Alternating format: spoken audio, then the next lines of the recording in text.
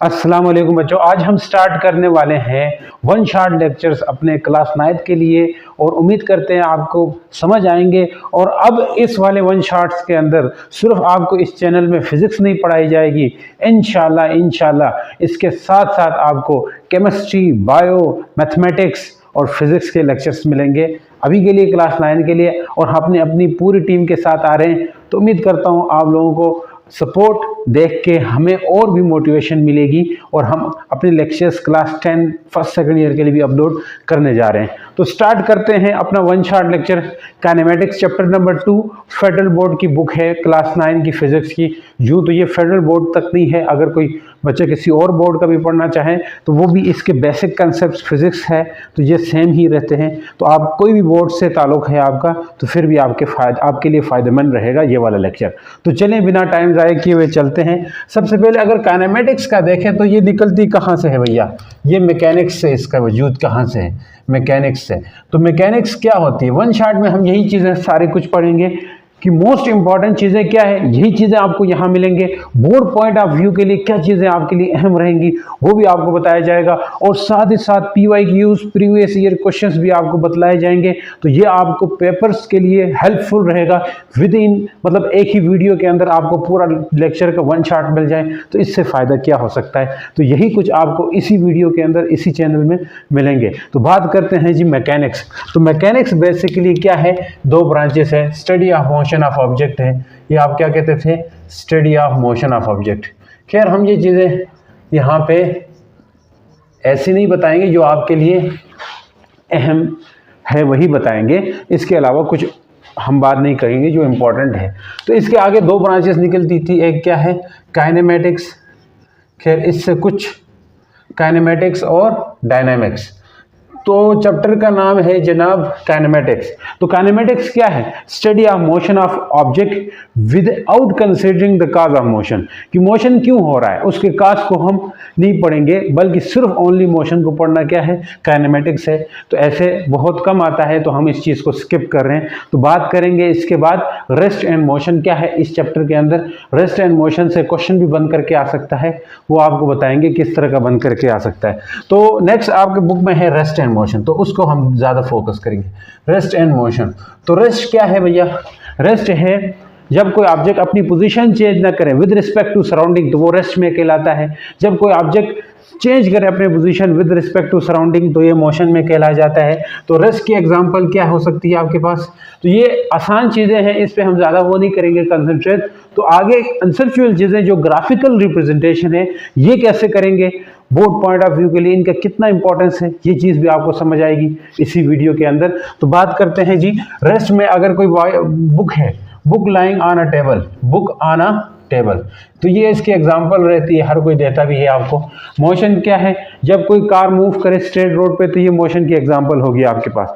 तो नेक्स्ट चीज़ ये है कि इससे पहले पुराना क्वेश्चन भी पूछा गया है, वो मैं आपको बताता हूँ। इससे रिलेटेड रेस्ट एंड मोशन से रिलेटेड जो क्वेश्चंस होंगे मोशन से रिलेटेड वो ये है कि क्या ये पॉसिबल हो सकता है कि कोई एक बॉडी रेस्ट में भी हो at the same time motion में हो?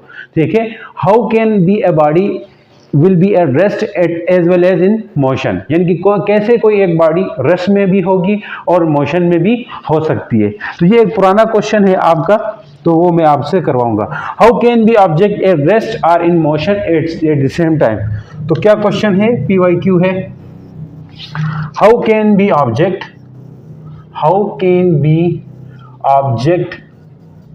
Eight rest as well as in motion at same time, कि सेम टाइम में कैसे हो सकता है? तो ये चीज़ आपको समझाने वाले हैं। तो ये पॉसिबल है कि एक ऑब्जेक्ट रेस्ट में भी हो और मोशन में भी हो। तो मान लें इसकी एग्जांपल, ये क्वेश्चन का एक और तरीका भी है। How motion and rest are relative, how rest and motion are relative, how rest and motion are two relative terms. तो बाज़ बोर्ड्स में ये बात भी इस तरह पूछी जाती है। तो आंसर एक ही है भैया कि रेस्ट एंड मोशन दो रिलेटिव टर्म्स कैसे हैं, कि या ऐसे पूछ लें या पूछें how can be object at rest as well as in motion at same time. तो आसान सी बात है। तो आपको समझाता जाऊं कि अगर मान ले कोई एक बंदा है, पैसेंजर है या बंदा है, वो भी एक ऑब्जेक्ट ही है एक तरह से। तो मान ले वो क्या है कि रेस्ट में है किसी बस के अंदर विद रिस्पेक्ट टू अपने साथी जो पैसेंजर है उसके लिहाज से। अब वही पैसेंजर और वो जो बंदा है वो मोशन में होंगे विद रिस्पेक्ट टू आउटस्टैंडिंग, मतलब जो आउटस्टैंडिंग कोई ऑब्जर्वर है बस से बाहर खड़ा है रोड के साथ, तो वो किस में रहेगा, उसके लिहाज से ये दो मोशन कर रहे होंगे, लेकिन खुद ये दोनों आपस में रेस्ट में होंगे। तो कहने वाली बात है कि कोई एक ऑब्जेक्ट एक एट ए टाइम रेस्ट में भी हो सकता है और एट ए टाइम मोशन भी कर सकता है। तो ये आपका आंसर बनता है इस तरह कि, और भी आंसर बनता है इसका कि मान ले आप रेस्ट में है ज़मीन पे, यही चीज़ आप अगर आउटसाइड दी अर्थ जाएं तो आउटसाइड द अर्थ भी क्या करती है, स्पिन करती है, तो वो उस लिहाज से भी ये मोशन में होगा। तो ये बुक में भी आपका आंसर दिया हुआ है। तो आप ज़रा एग्जाम्पल को आसान करके बताना है, तो आप कैसे बताओगे? ठीक है, when a passenger is sitting on a बस, या कोई पैसेंजर कहाँ पे, पैसेंजर इज सिटिंग है कहाँ पे, ऑन अ बस, तो then he is at rest with respect to his fellow passenger. आपने इस तरह आंसर देना है अपने फेलो पैसेंजर की वजह से। But at same time he is in motion with respect to outside the bus, outside the observer। ठीक है जी, जो कि स्टैंडिंग है रोड के साइड पे। तो आप इस लिहाज से कह सकते हो कि therefore an object can be at rest as well as in motion। तो ऐसा बात लिखेंगे, therefore object can be at rest as well as in motion. तो इस तरह एक ऑब्जेक्ट रेस्ट और मोशन में हो सकता है। नेक्स्ट हम बात करेंगे मोशन के ऊपर, तो बात की, लेकिन टाइप्स ऑफ मोशन बहुत अहम है उन बच्चों के लिए जो बिल्कुल तैयारी वगैरह कम करते हैं, फिजिक्स कम पढ़ते हैं, उनके लिए एक बोनस, एक प्लस पॉइंट मिलता है कि वो टाइप्स ऑफ मोशन को तैयार करके जाएं, क्योंकि टाइप्स ऑफ मोशन से लाजमी क्वेश्चन आता है आपके बोर्ड में।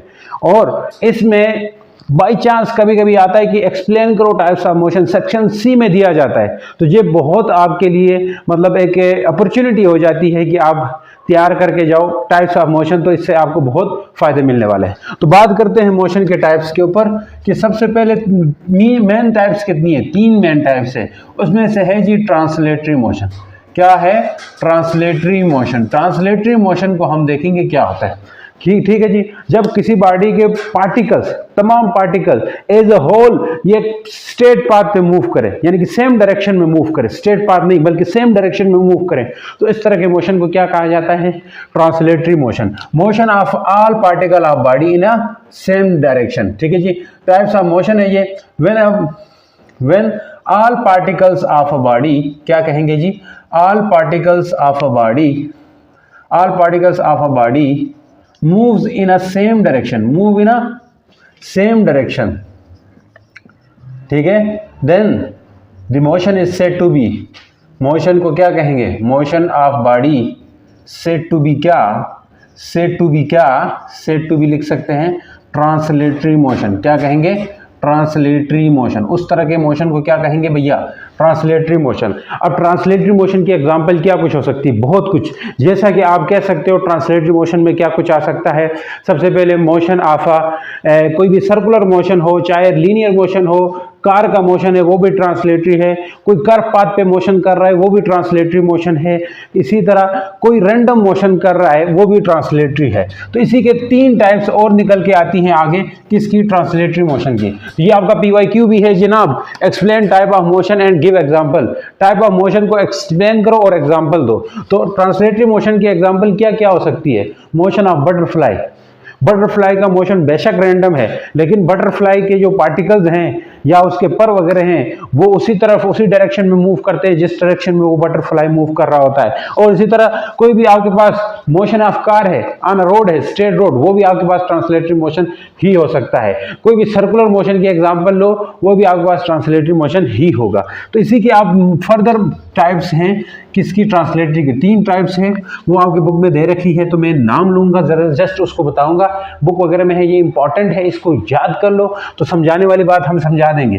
तो पहला है जी रेक्टिलिनियर, क्या नाम है, रेक्टिलिनियर, रेक्टिलिनियर या इसको लीनियर मोशन भी कहा जाता है जी, ठीक है जी, लीनियर मोशन। तो ये भी इसी की एग्जाम्पल है ट्रांसलेटरी मोशन। लीनियर मोशन क्या है, motion of body on a straight path, तो लीनियर मोशन है, तो लिखने की जरूरत नहीं है। नेक्स्ट आप आगे, अब लीनियर मोशन की एग्जांपल क्या हो सकती है, motion of car on a straight road. Next example आप कर लीजिए curve linear motion, curve linear motion. Curve linear motion जो है ये किसकी एग्जांपल है भैया, कर्व लीनियर मोशन जो है एग्जांपल है ये भी ट्रांसलेटरी की मोशन। यानी कि कैसा मोशन होगा कर्व लीनियर मोशन, या इसको सर्कुलर मोशन भी कहा जाता है, लेकिन सर्कुलर मोशन नहीं कहा जाता। सर्कुलर मोशन है वो स्पेशल केस है कर्व लीनियर मोशन के। तो आपके पास एमसीक्यूज भी हो सकता है, circular motion special case of किसकी, कर्व लीनियर मोशन की स्पेशल केस है। तो ये सर्कुलर मोशन क्या है, स्पेशल केस है, स्पेशल केस है of linear motion, of curve linear motion. Curve linear का स्पेशल केस है। Circular motion, motion of body on a circular path is called circular motion. किसी बॉडी का जो circular path में motion होगा उसे हम क्या कहेंगे, सर्कुलर मोशन। जैसे motion of Ferris wheel, motion of क्या है, फेरिस व्हील। तो ये एमसीक्यूज अक्सर आता है कि फेरिस व्हील का जो मोशन है वो किस टाइप का मोशन है, या ये कह सकते हैं motion of Ferris wheel is example of dash type of motion. कौन से टाइप ऑफ मोशन की एग्जांपल है, ट्रांसलेटरी या कर्व लीनियर मोशन कहें, या circular motion, rotatory motion, vibratory motion. तो आपने किस पे टिक कर देना है, सर्कुलर मोशन की। तो उम्मीद करता हूँ समझ आएगी। नेक्स्ट आ जाए जनाब, नेक्स्ट आ जाए, इस पर डिटेल में हम जाएंगे नहीं क्योंकि लेक्चर है वन शॉट, तो इसमें इंपॉर्टेंट चीज़ें ही आपको बताई जाएंगी जो इंपॉर्टेंट है पेपर। नेक्स्ट इसके पास रैंडम मोशन है, तो मैं सारे इसलिए करवा रहा हूँ क्योंकि ये मोशंस बहुत इंपॉर्टेंट है आपके लिए। मोशन में से एक क्वेश्चन आता है, random motion irregular motion of a body. तो मोशन ऑफ बटरफ्लाई वगैरह जो है ये आपके पास जो मक्खी का मोशन होता है वो रैंडम मोशन होता है। तो नेक्स्ट क्या है जनाब, नेक्स्ट आपके पास होगा translatory, rotatory, vibratory, rotatory vibratory motion. ये भी एक इंपॉर्टेंट है, वो रोटेटरी भी इंपॉर्टेंट है। तो इसका क्वेश्चन हमेशा आता है, 3 सालों में आता है, आया है, मैंने खुद देखे पास पेपर्स में कि 3 सालों में आया है कि differentiate between rotatory and circular motion. तो ये अक्सर देते हैं क्योंकि रोटेटरी और सर्कुलर मोशन में देते हैं, या कभी रोटेटरी एंड वाइब्रेटरी मोशन में भी डिफरेंस बताने को कहते हैं। तो आप दोनों को अच्छे से देखें, सर्कुलर मोशन की डिफरेंशिएशन और किसकी, रोटेटरी, तो इनकी डिफरेंशिएशन अक्सर पूछा जाता है, तो वो आप देख लें। तो एक तरफ रोटेटरी है, एक तरफ क्या है, सर्कुलर है। तो सर्कुलर का आपको आता है, रोटेटरी को आपको मैं बताऊंगा, तो डिफरेंस भी हो जाएगा और उनकी डेफिनेशन भी क्लियर होगी। रोटेटरी क्या है, motion of a body about a fix axis, यानी कि किसी बॉडी का फिक्स एक्सिस के अबाउट मोशन हो तो इसे क्या है कहेंगे, motion of body about fix axis. जो फिक्स एक्सिस के अबाउट मोशन होता है वो रोटेटरी है। और इधर आ जाए, motion of body in a circular path, तो सर्कुलर पाथ में मोशन होता है वो उसका आपका क्या है, सर्कुलर मोशन है। एग्जाम्पल भी देने का कहते हैं, तो एग्जाम्पल इसकी क्या है, यानी कि spinning motion of a fan. Fan का जो स्पिनिंग मोशन होता है, फैन का जो पर का स्पिनिंग, फैन जो है ना बेसिकली एक एक्सिस के अबाउट रोटेट कर रहा होता है। तो स्पिनिंग मोशन ऑफ फैन जो है वो क्या है, एग्जाम्पल है इसकी, spinning motion of a fan. तो कभी कभी एग्जाम्पल एमसीक्यू पूछ सकते हैं, स्पिनिंग मोशन ऑफ फैन किस चीज़ के एग्जाम्पल है, तो आप उधर लिख लोगे रोटेटरी या रोटेटरी मोशन की एग्जाम्पल है। तो सर्कुलर मोशन की एग्जाम्पल क्या हो सकती है, फेरिस व्हील, फेरिस व्हील। अच्छा, इसमें एक कंफ्यूज बच्चों को ये रहती है कि फेरिस व्हील भी तो घूमता है, पंखा भी घूमता है। तो पंखे के जो पर्स हैं उनका देखें तो वो तो एक्सिस के गिर्द, वो तो सर्कुलर पाथ में घूम रहे होते हैं। रोटेटरी मोशन आपके पास इतना सिंपल नहीं है जितना सिंपल यहाँ आपको बुक में बताया गया है। ये बहुत कॉम्प्लिकेटेड तरह का मोशन होता है। रोटेशनल मोशन के अंदर क्या होता है कि पार्टिकल एक्सिस के अबाउट तो रोटेट करते हैं, लेकिन उन पार्टिकल्स का जो इंडिविजुअल मोशन होता है, एक एक पार्टिकल का। मतलब आप ये फर्स्ट ईयर में पढ़ेंगे अच्छे से। अगर ये कोई बॉडी है, कोई चीज़ है, ऐसे घूम रहा है, तो इनका मोशन तो सर्कल के अबाउट ही होता है, लेकिन हर एक पार्टिकल का देखो कि यहाँ एक पार्टिकल है, यहाँ एक पार्टिकल है, तो ये पार्टिकल भी सर्कल में घूमेगा, ये भी सर्कल में घूमेगा, तो हर पार्टिकल सर्कुलर मोशन ही करता होता है। सही है, तो कंफ्यूजन मत हो आपको, तो इसलिए मैंने बता दिया। तो ये डिफरेंस भी आ गया जी। तो अक्सर पूछा जाता है। नेक्स्ट, वाइब्रेटरी मोशन भी पूछी जा सकती है। वाइब्रेटरी मोशन भी पूछी जा सकती है कि वाइब्रेटरी मोशन क्या होगी। तो वाइब्रेटरी और रोटेटरी के बीच में भी डिफरेंस करने को बोलते हैं आपको। तो वाइब्रेटरी मोशन क्या होगी कि किसी बॉडी का टू एंड फ्रो मोशन को वाइब्रेटरी मोशन कहते हैं, या back and forward motion, to and fro, या क्या कहा जाता है, back and forward motion, to and fro motion of body. Body का टू एंड फ्रो मोशन है, वो क्या होता है, वाइब्रेटरी मोशन होता है। तो इसकी एग्जांपल है सिंपल पेंडुलम। क्या है, सिंपल पेंडुलम। खैर इसकी और भी एग्जांपल्स हो सकती है। सिंपल पेंडुलम है, motion of mass attach to a spring है, ये सब कुछ आप 10th में जाके पढ़ेंगे। तो टू एंड फ्रो मोशन है, ये क्या है, ये वाइब्रेटरी मोशन की एक एग्जाम्पल है। तो वाइब्रेटरी मोशन में और क्या तरतीब होती है जी, इनमें acceleration towards the mean position होता है। जैसे सिंपल पेंडुलम है, यहाँ पे ये रुकी हुई है, इसको क्या कहते हैं, मीन पोजीशन। तो ये आगे पीछे मूव तो करेगा, रोटेट तो करेगा, लेकिन मीन पोजीशन के अबाउट इसका एक्सेलरेशन होता है। ये पॉइंट में भी आप लिख सकते हो। तो ये पूछा जाता है, इस पर जरूर तवज्जो देनी है आपने। देखें जी बच्चों, अब हम पढ़ेंगे डिस्टेंस एंड डिस्प्लेसमेंट, और इससे रिलेटेड PYQs काफ़ी सारे आ चुके हैं काफ़ी सालों में। तो आपको यही तभी समझ आएंगे ज़रा डिस्टेंस डिस्प्लेसमेंट को हम सीखते हैं, इसके अंदर बेसिक कंसेप्ट क्या है, यूनिट वगैरह तो यूँ आपको आती है। तो ज़रा हम डिस्टेंस और डिस्प्लेसमेंट के ऊपर ही बात करेंगे। तो डिस्टेंस क्या होता है, basically actual path covered by body. Distance क्या होता है, ये आपने सुना होगा, पढ़ा होगा, सुना होगा। डिस्टेंस कवर्ड बाय, डिस्टेंस क्या, एक्चुअल पाथ है, एक्चुअल पाथ होता है ये। और डिस्प्लेसमेंट बोले तो ये भी आपने पढ़ा है, लेकिन इसका सिर्फ और सिर्फ आपने बेसिक कंसेप्ट सीखना है। शॉर्टेस्ट डिस्टेंस होता है ये, शॉर्टेस्ट डिस्टेंस। मोटा मोटा मतलब बताएं सर, मोटा मोटा मतलब बताएं सर, अगर ये कोई पॉइंट ए है और ये कोई पॉइंट बी है, ए से बी बॉडी ने जाना है, तो रास्ते बहुत सारे हो सकते हैं। ए से बी ये हो सकता है, और ये हो सकता है, और यूं हो सकता है। अब आप देखें शॉर्टेस्ट रास्ता कौन सा है, ये पहले वाला है, ये थोड़ा लॉन्ग है, ये फिर लॉन्ग है। तो कहने वाली बात है ये 3 रास्ते हैं, इनमें से डिस्टेंस क्या होगा, डिस्प्लेसमेंट क्या होगा।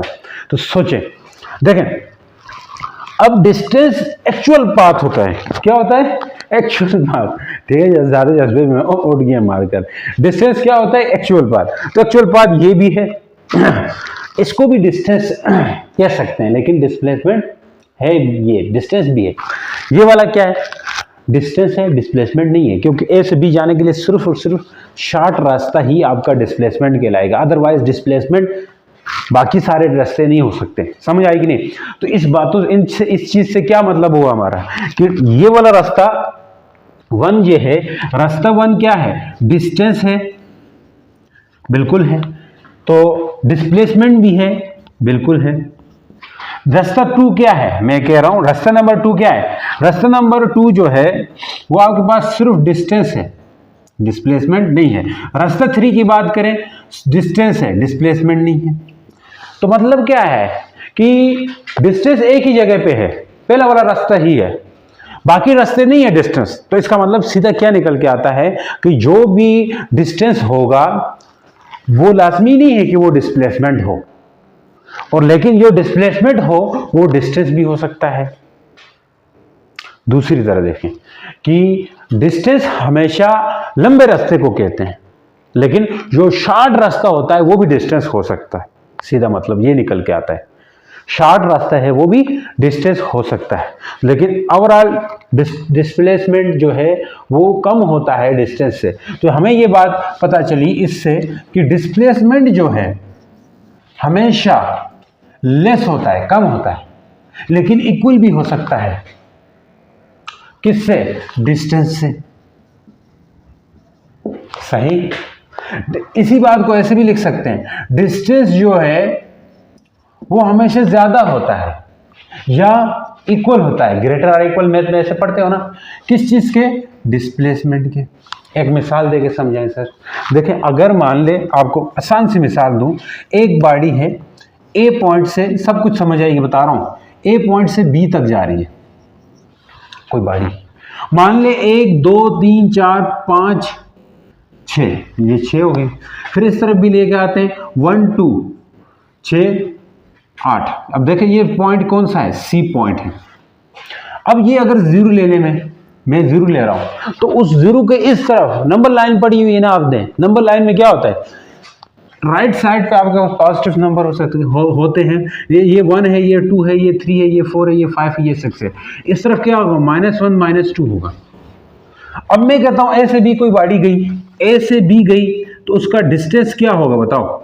ए से बी जा रही है गाड़ी, ए से बी मूव कर रही है, तो डिस्टेंस इसका क्या निकलेगा, डिस्टेंस निकलेगा ए से बी जाते हुए, डिस्टेंस होगा 0 से 6 तक प्लस करें, 1 metre 2 metre 3 metre 4 metre 5 metre 6 metre, तो डिस्टेंस जो है वो 6 मीटर है।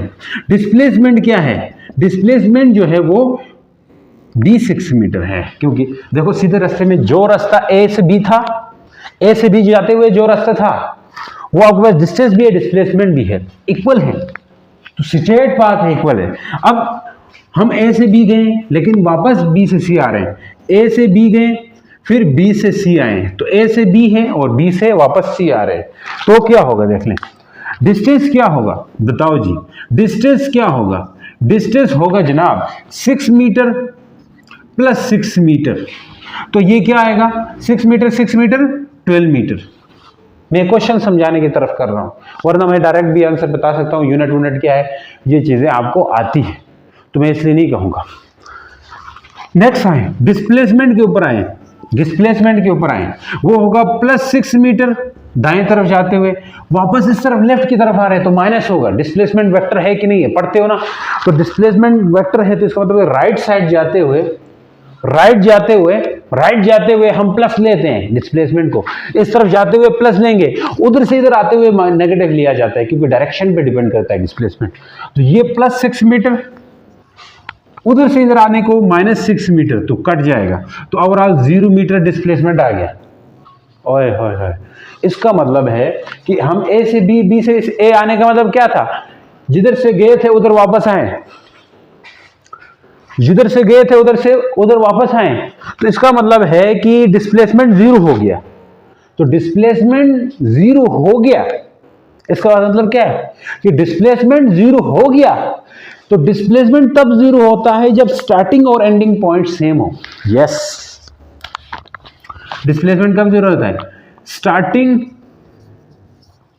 And ending points are same, then displacement always 0। Displacement 0 होता है, हमेशा 0 होता है अगर स्टार्टिंग और एंडिंग पॉइंट क्या हो, सेम हो तो। यस सर, तो यहां डिस्प्लेसमेंट क्या हुआ, 0। नेक्स्ट आ जाओ, डिस्प्लेसमेंट और डिस्टेंस इक्वल भी हो सकते हैं। कब इक्वल हो सकते हैं, जब स्ट्रेट पाथ हो, यहां से यहां डिस्टेंस इक्वल टू डिस्प्लेसमेंट, कब, when path is straight, path is straight, सीधा रास्ता हो भाई, सीधा, ए से बी जाते हुए सीधा रास्ता था कि नहीं था सर। तो ये पॉइंट्स बहुत जरूरी है, क्योंकि यहां आपने देखा भी है। अब देखें, मैं फिर से क्या कर रहा हूं, ए से बी तो जा रहे हैं लेकिन पीछे भी जाएंगे। देखिए अब है ए से बी गए, फिर बी से सी गए, बी से ए आए, फिर ए से सी गए। रास्ता समझ आया कि नहीं, ए से बी मतलब यहां गए, फिर यहां से यहां आए, फिर यहां से वापस पीछे गए। अब क्या होगा देखना, अब डिस्टेंस बताओ, डिस्टेंस हमेशा नेगेटिव नहीं लेना है। जिधर भी जा रहे हो, आगे जा रहे हो, दाएं जा रहे हो, पीछे जा रहे हो, राइट जा रहे हो, लेफ्ट जा रहे हो, आपने हमेशा डिस्टेंस को प्लस करके ही लिखना है। तो डिस्टेंस क्या होगा, यहां से यहां 6 मीटर, वापस पीछे जाते हुए भी 6 मीटर, इधर से इधर जाते हुए 2 ये है ना, तो +2 मीटर। तो सीधा सीधा समझो ये बात कि डिस्टेंस पीछे जा रहे हो तो नेगेटिव नहीं लिखना, स्केलर है भाई, स्केलर को हमेशा ऐड ही करना होता है। तो क्या होगा, 6 से 12, 12 और 2 14, 14 मीटर। डिस्प्लेसमेंट की बात करें, जहां से जहां जाए +6, वापस इधर आ जाए तो -6, वापस पीछे जाए तो -2, तो ये और ये तो कटेंगे, -2 मीटर। तो डिस्प्लेसमेंट नेगेटिव आ गया। डिस्प्लेसमेंट क्या आ गया? नेगेटिव आ गया। इस बात से आपने क्या सीखा बच्चों? इस बात से आपने क्या सीखा कि डिस्प्लेसमेंट नेगेटिव भी हो सकता है। Displacement can be negative. तो अगर आपसे फर्क पूछा जाता है, अक्सर पूछा जाता है what is difference between distance and displacement, तो आप क्या बात लिखोगे? पहली बात ये लिखोगे कि distance is actual path covered by a body, displacement is shortest path between 2 points. ये लिख लो अपने कॉपियों पे, मैं यहाँ पे ओरली बताऊंगा आपको, इतना टाइम नहीं है। नेक्स्ट, आपसे फिर क्या पूछा जा सकता है? आप लिखोगे distance is scalar quantity, displacement is vector quantity. Next आप क्या लिख सकते हो बच्चों? Distance is always positive, distance हमेशा पॉजिटिव होता है। यहां आपने देखा यूनिट नहीं लिखना, इट्स यूनिट इज मीटर पर सेकंड, उसकी यूनिट भी मीटर पर सेकंड। भाई तो ये तो सेम ही तो है, तो डिफरेंस में आप कहां को लिखने बैठ गए हो? आप क्यों लिखने बैठ गए हो? यूनिट तो यूनिट नहीं लिखनी। ये लिख दो कि डिस्प्लेसमेंट, डिस्टेंस हमेशा पॉजिटिव होगा, डिस्टेंस हमेशा पॉजिटिव होगा। डिस्प्लेसमेंट क्या हो सकता है? डिस्प्लेसमेंट क्या हो सकता है? नेगेटिव भी हो सकता है, जैसे यहां पॉजिटिव आ गया है इसलिए दोनों इक्वल हो गए, यहाँ पे 0 आ गया, यहाँ पे नेगेटिव आ गया। Displacement can be negative, positive या 0 हो सकता है। तो अब आ जाओ आपके क्वेश्चन PYQs के ऊपर। Under what condition displacement will be equal to distance? Answer दो भाई, आंसर दो। Distance and displacement will be equal if a body move in a straight path. तो आप ऐसा एक एग्जांपल देके लिख सकते हो कि अगर कोई बॉडी सीधे रास्ते पे मूव करे तो तब उसका डिस्प्लेसमेंट और डिस्टेंस बराबर हो जाएगा। तो ऐसे एक एग्जांपल लेके भी आप बता सकते हो। उम्मीद करता हूं समझ आ गया। Next question, can displacement be greater than distance? क्या डिस्प्लेसमेंट डिस्टेंस से ग्रेटर हो सकता है? क्या डिस्प्लेसमेंट डिस्टेंस से ग्रेटर हो सकता है? क्या डिस्प्लेसमेंट डिस्टेंस से ग्रेटर हो सकता है? मैंने पढ़ाया हुआ है, गौर करो। डिस्प्लेसमेंट डिस्टेंस से ग्रेटर नहीं हो सकता, इक्वल हो सकता है, यही पढ़ा है ना। डिस्टेंस और displacement equal when a body move in straight path, लेकिन ग्रेटर नहीं होगा। ये बात मैंने यहां बताई थी। Displacement is always less or equal to distance, ये बात उनको लिख देना है आपने। ऐसे एक डायग्राम बना के भी एक्सप्लेन कर सकते हो। उम्मीद करता हूं आगे आंसर। ये इंपॉर्टेंट है, ये आए हुए हैं तभी तो मैं लिखवा रहा हूं। Give a situation in which displacement is 0 but distance is not. ऐसी कोई सिचुएशन बताओ जिसमें डिस्प्लेसमेंट 0 और डिस्टेंस 0 ना हो। तो बहुत आसान है, जब किसी बॉडी का स्टार्टिंग और एंडिंग पॉइंट सेम हो तो डिस्प्लेसमेंट 0 होता है, लेकिन डिस्टेंस 0 नहीं होता। ऐसी मिसालें बहुत सारी दी हुई है, जैसे कि आप इस मिसाल को भी दे सकते हो, इस एग्जांपल को भी दे सकते हो कि when a body move from point A to B it cover a +6 meter distance, then if it will comes again at point A then the displacement will be negative। ठीक है जी, because body move in a negative direction, तो इसका displacement 0 हो जाएगा। +6 - 6 ये आप देख चुके हो, तो एज ए रिजल्ट डिस्प्लेसमेंट 0 हो जाएगा। तो स्टार्टिंग और एंडिंग पॉइंट सेम होने से डिस्प्लेसमेंट 0 होता है, तो ये बात लिख देना आपने। और डिस्टेंस 0 नहीं हुआ क्योंकि 12 मीटर आ जाएगा डिस्टेंस, यहाँ पे हमने कर चुके हैं। ऐसी ही मिसाल आप एक और दे सकते हो कि अगर कोई चीज सर्कुलर पाथ में घूमती है, एक अपना चक्कर कंप्लीट करती है, तो अक्सर नोट्स यही मिसाल उठा के लिखते हैं। तो अगर इसका A पॉइंट है तो घूम फिर के वापस A पे आती है, तो इसका डिस्प्लेसमेंट जो है जनाब वो क्या होता है? 0 होता है। लेकिन डिस्टेंस 0 नहीं होता, वो किस बराबर होता है? सरकमफेरेंस के, जो कि 2πr होता है। सरकमफेरेंस जो कि 2πr के बराबर होता है, तो डिस्टेंस इतने बराबर होता है। नहीं तो आप ये भी सादा एग्जांपल दे दीजिए। सही है जी। what would be your displacement if you walk around a circular track and return to starting point? Circular track में आप घूमे फिरे वापस उसी जगह पे आओ तो आपका डिस्प्लेसमेंट 0 होगा, डिस्टेंस 0 नहीं होगा। वो डिस्टेंस कितना होगा? जितना उस सर्कुलर ट्रैक का सरकमफेरेंस की लेंथ है, वो सर्कुलर पाथ की जो लेंथ है उतना ही आपका डिस्प्लेसमेंट डिस्टेंस होगा। तो नेक्स्ट हम चलते हैं जी अपना अगले पड़ाव की तरफ। तो चलें अब पढ़ते हैं जनाब हम अपने नेक्स्ट उसकी तरफ। चलिए अभी देखें, हम पढ़ेंगे स्पीड और वेलोसिटी का क्या है। इससे भी क्वेश्चन आते हैं आपके PYQs, पुराने क्वेश्चंस आए हुए हैं, तो हम पढ़ते हैं। बेसिकली स्पीड और वेलोसिटी आपको तभी समझ आई अब डिस्टेंस और डिस्प्लेसमेंट उसको आपने अच्छा खासा समझा है, तो इसकी समझ आसानी से आने लगी है। तो बात करते हैं, एक तरफ स्पीड है, एक तरफ वेलोसिटी है। तो वेलोसिटी और स्पीड में क्या रहेगा देखते जाए। एक मेन चीज तो डिफरेंस इनसा पूछा जाता है, वो डिफरेंस आपको आ जाना चाहिए। तो स्पीड क्या है? Rate of change of distance. Velocity क्या है? Rate of change of displacement. तो ये आपका डिफरेंस आ गया जी। तो नेक्स्ट आपका क्या हो सकता है? ये स्केलर है, ये स्केलर है और ये वेक्टर है, ऐसा है।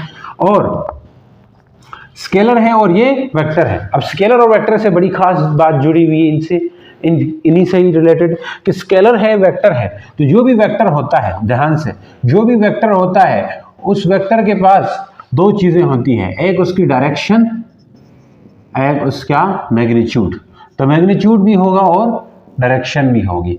क्या मतलब है इसका? सीधा सीधा यानी कि वेक्टर जो है, अगर वेक्टर के पास मैग्नीट्यूड और डायरेक्शन दोनों है तो दोनों में से किसी एक में चेंज आने से वो वेक्टर चेंज हो सकता है। यानी कि वेक्टर कौन है? यहाँ पे वेलोसिटी है। तो वेलोसिटी जो है, चाहे डायरेक्शन चेंज हो किसी बॉडी की, चाहे मैग्नीट्यूड चेंज हो किसी बॉडी का, दोनों में से कोई एक चेंज आने से भी, किसी एक में भी चेंज आने से वो वेक्टर यानी कि वेलोसिटी चेंज हो सकती है। चाहे मैग्नीट्यूड चेंज हो, चाहे डायरेक्शन चेंज हो, दोनों में से किसी एक में भी चेंज आए तो वो वेक्टर चेंज होगा, यानी कि वेलोसिटी चेंज होगी। तो वेलोसिटी देखो कब कब चेंज हो सकती है। मान ले कोई बॉडी स्ट्रेट पाथ पे मूव कर रही है, उसकी वेलोसिटी 5 मीटर पर सेकंड है, उसकी वेलोसिटी बढ़ के मान ले 8 मीटर पर सेकंड हुई, दैट मीन की वेलोसिटी में चेंज आया। तो इस सिचुएशन में वेलोसिटी क्या होगी? चेंज होगी। अब ऐसा मतलब नहीं है कि वेलोसिटी बढ़ने से ही चेंज हो सकती है, घट भी सकती है। मान ले 10 मीटर पर सेकंड थी, इससे घट के कुछ 5 मीटर पर सेकंड हुई, तो तब भी वेलोसिटी चेंज हो गई, ऐसा मतलब है। देखो अब यहाँ पे मैग्नीट्यूड कम ज़्यादा हो रहा है, यहाँ मैग्नीट्यूड ज़्यादा हुआ था, यहाँ मैग्नीट्यूड कम हुआ था। इसका मतलब है वेलोसिटी का मैग्नीट्यूड चेंज होने से भी वेलोसिटी चेंज हो सकती है सर। देखो अब स्ट्रेट पाथ पे जाती है, तो स्ट्रेट पाथ पे जाते हुए डिस्टेंस और डिस्प्लेसमेंट इक्वल होता है। ये भी आप पीछे पढ़ चुके थे कि नहीं पढ़े? पढ़े सर। स्ट्रेट पाथ पे डिस्टेंस और डिस्प्लेसमेंट इक्वल होता है। तो स्ट्रेट पाथ पे ये जो चीज़ है, ये आपके पास स्पीड भी है। ये क्या है? स्पीड भी है। तो स्पीड भी चेंज होती है। जब स्पीड, देखो यहाँ पे मैग्नीट्यूड चेंज हो रहा है ना, तो स्पीड एक स्केलर है। स्पीड क्या है? स्केलर है। तो स्केलर है स्पीड, तो स्पीड की मैग्नीट्यूड चेंज होने से भी स्पीड क्या हो सकती है? चेंज हो जाती है, बिल्कुल होती है। तो इसलिए स्पीड चेंज हो गई, इसीलिए स्पीड चेंज हो गई। मैग्नीट्यूड चेंज हो रहा है इसलिए स्पीड चेंज हो गई, मैग्नीट्यूड चेंज हो रहा है इसलिए स्पीड चेंज हो गई। अब आते हैं नहीं, डायरेक्शन चेंज होने से भी वेलोसिटी चेंज हो सकती है। अगर कोई चीज़ सर्कुलर में घूमती है, कोई बॉडी है सर्कल में मूव कर रही है, दैट मीन की उसकी वेलोसिटी चेंज हो रही है। क्यों चेंज हो रही है सर? मैग्नीट्यूड तो सेम है। मान लीजिए 5 मीटर पर सेकंड से घूम तो रही है, लेकिन हर पॉइंट पे, हर लम्हे इसकी डायरेक्शन चेंज हो रही है। इसलिए किसी चीज़ को घुमाते घुमाते छोड़ दें तो वो अवे जाती है, बाहर की तरफ जाती है। इसलिए जाती है क्योंकि उसकी डायरेक्शन चेंज हो रही होती है, इसलिए। तो सर्कुलर पाथ में मूव करने से बॉडी की वेलोसिटी चेंज हो रही है, लेकिन यहाँ मैग्नीट्यूड फिक्स है। 5 मीटर पर सेकंड है तो मैग्नीट्यूड फिक्स है। तो यहाँ पे स्पीड जो है वो क्या है? स्पीड नॉट चेंज है, स्पीड चेंज नहीं हो रही है भैया। वेलोसिटी जो है वो चेंजेस हो रही है, वेलोसिटी चेंज हो रही है। तो इसीलिए अब आपसे पूछ भी सकते हैं कि स्पीड और वेलोसिटी में डिफरेंस बताना है, तो एक स्केलर, ये वेक्टर, एक एक को डेफिनेशन लिख दोगे। एक स्केलर एक वेक्टर है, ये बात लिख दोगे। नेक्स्ट बात लिखोगे जी कि वेलोसिटी जो है वो चेंज होती है जब उसकी डायरेक्शन या मैग्नीट्यूड चेंज हो जाए। Velocity changes either its magnitude और direction will change, either its magnitude और डायरेक्शन विल चेंज। मतलब डायरेक्शन और मैग्नीट्यूड में से कोई एक चेंज हो तो वेलोसिटी चेंज होगी। तो अब हम बात करते हैं speed changes if its magnitude change. तो स्पीड तभी चेंज होगी जब उसका मैग्नीट्यूड चेंज होगा। अब ये क्वेश्चन का आंसर करते हैं, पीवाईक्यू है आपके पास। Give a situation in which velocity changes but speed is not. ऐसी सिचुएशन बताएं जिसमें वेलोसिटी चेंज हो रही है और स्पीड चेंज ना हो। तो ऐसी सिचुएशन सर्कुलर मोशन है। When a body move in a circular path then at that time its velocity changes because at every point in a circle, because circle के हर एक पॉइंट पे क्या हो रहा है? The direction of velocity is changing. Velocity की direction change होती है। ये बात लिखो, आप मैं बोलता हूं। In a circular motion the velocity of body is changes but it's speed is not change. The velocity is changes due to its direction because in a circular path at every point the velocity is always tangent to the circle, because velocity is always tangent to the circle. Direction of velocity is always tangent to the circle, ठीक है जी। And it always changes but the magnitude of speed या the magnitude of velocity is constant, therefore speed is not change. Magnitude constant है इसलिए speed change नहीं होती है। उम्मीद करता हूँ समझ आई। तो अब इसके टाइप्स से रिलेटेड भी पूछते हैं कि टाइप्स क्या क्या हैं। आपको पता है कुछ टाइप स्पीड की भी होती है, कुछ वेलोसिटी की भी होती है। स्पीड की टाइप्स बताओ जनाब। स्पीड की टाइप्स है आपके पास यूनिफॉर्म स्पीड। क्या है? Uniform speed. अब वेलोसिटी में भी एक कौन सी वेलोसिटी होती है? यूनिफॉर्म वेलोसिटी होती है। क्या होती है? यूनिफॉर्म वेलोसिटी होती है। चाहे यूनिफॉर्म वेलोसिटी हो चाहे यूनिफॉर्म स्पीड हो। तो when a body cover equal distance in equal time, अगर कोई बॉडी इक्वल डिस्टेंस कवर करे इक्वल टाइम में तो वो जो स्पीड होगी वो क्या होगी? यूनिफॉर्म स्पीड होगी। कैसे कवर कर सकती है सर? देखें अगर कोई बॉडी यहाँ से यहाँ मूव कर रही है 1 2 3 4 5 6 7 8 9 10 11, तो ये दो दो का है, 2 4 6 8 10 12 इस तरह है। तो यहाँ पे टाइम है 3 4। अब आप यूनिफॉर्म स्पीड निकालना है तो हर सेकंड में स्पीड इक्वल होता है डिस्टेंस बाय टाइम। तो डिस्टेंस कितना है? डिस्टेंस कितना है? डिस्टेंस 2 है, 2 टाइम 1 है तो 2 मीटर पर सेकंड। यहाँ 8वें सेकंड में निकालो 8वें मीटर पे, तो यहाँ पे क्या होगी? 8 है डिस्टेंस, टाइम कितना है? 4 है, 4 दूनी 8 तो 2 मीटर पर सेकंड। आप किसी में इस 10वें वाले में निकालो, 10 में निकालो तो 10 डिवाइड बाई टाइम कितना है? यहाँ पे 5 होगा ना, तो 5 तो 2, तो इसका मतलब है कि हर सेकंड में 2 मीटर का चेंज आ रहा है भैया। तो इसी तरह अगर वेलोसिटी समझो तो इसको डिस्प्लेसमेंट समझ लेना ऊपर वाले को। तो डिस्प्लेसमेंट डिवाइड बाय टाइम करोगे तो इसमें भी 2 मीटर पर सेकंड आएगा। लाजमी नहीं है कि ये मैंने एग्जांपल दिए तो 2 मीटर पर सेकंड आया है, अदरवाइज आप इसका गैप कुछ और भी रख सकते हो। 3 के टेबल में भी 3 6 9 इस तरह भी रख सकते थे। तो इस तरह आपके पास देखो हर सेकंड में 2 मीटर का चेंज आ रहा है। देखो ना 2 मीटर बढ़ रहा है, 4 से 2 हो गया, 2 से 4 हो गया, 4 से 6 हो गया, 6 से 8 हो गया। तो ये यूनिफॉर्म स्पीड का वो है, यानी कि एक आपको मैंने मैथमेटिकल दे दिया कि यूनिफॉर्म स्पीड क्या हो सकती है? इक्वल डिस्टेंस में चेंज आए इक्वल टाइम में। यूनिफॉर्म वेलोसिटी क्या होगी? इक्वल डिस्प्लेसमेंट में चेंज आए इक्वल टाइम में। तो इसी तरह आपके पास वेरिएबल स्पीड हो सकती है जब इक्वल डिस्टेंस कवर ना हो इक्वल टाइम में, तो उसे हम वेरिएबल स्पीड कहते हैं। अगर ऐसी ही एक मिसाल ले लें उसके लिए तो देखें वेरिएबल स्पीड क्या हो सकती है। मान लें यहाँ पे 2 रखा, फिर 6 रखा, फिर 12 रखा, फिर 15 रखा, इसी तरह हो सकती है 1 2 3। अब ऐसे में चेक करो, पहले सेकंड में कितना है? 2 डिवाइड बाई 1 तो 2 मीटर पर सेकंड आ रहा है। दूसरे में चेक करो 6 डिवाइड बाई 2, 2 3 ज़ा 6, दूसरे सेकंड में 3 मीटर का चेंज आया है, 3 मीटर पर सेकंड। पहले में 2 मीटर पर सेकंड था, अब 3 मीटर पर सेकंड है। तो इसका मतलब है हर सेकंड में अलग अलग आ रहा है, तो वेरिएबल स्पीड है। तो इसका लिए वेरिएबल वेलोसिटी क्या होगी? जब इक्वल डिस्प्लेसमेंट में चेंज ना आए, यानी अनइक्वल डिस्प्लेसमेंट में चेंज आए इक्वल टाइम में, डिस्प्लेसमेंट में अनइक्वल चेंज आए तो वो क्या होता है आपके पास? वेरिएबल। तो उम्मीद करता हूं जी समझ आ गई आपको वेरिएबल स्पीड। नेक्स्ट एक बहुत इंपॉर्टेंट और फेमस है आपके लिए, वो क्या है जनाब? वो है आपके पास एवरेज स्पीड है। क्या है? एवरेज स्पीड क्या होगी ये आपने गौर करना है। एवरेज स्पीड होगी जब total distance divide by total time. Average speed का सिंबल भी ये रहता है आपके पास। अक्सर पूछते हैं एवरेज स्पीड और एवरेज वेलोसिटी में क्या फ़र्क है। तो यहाँ पे टोटल डिस्टेंस होगा डिवाइडेड बाय टोटल टाइम, तो ये आपके पास क्या होता है? Average speed. तो कभी कभी इतना पूछते नहीं है तो मैं नहीं वो कराऊंगा। आपके पास एवरेज स्पीड जो है ना टोटल डिस्टेंस है, मतलब एवरेज स्पीड हमेशा पॉजिटिव होगी। एवरेज स्पीड क्या होती है? Always positive, always positive. ये आपके पास डिफरेंस वगैरह पूछते हैं तो कर लेना।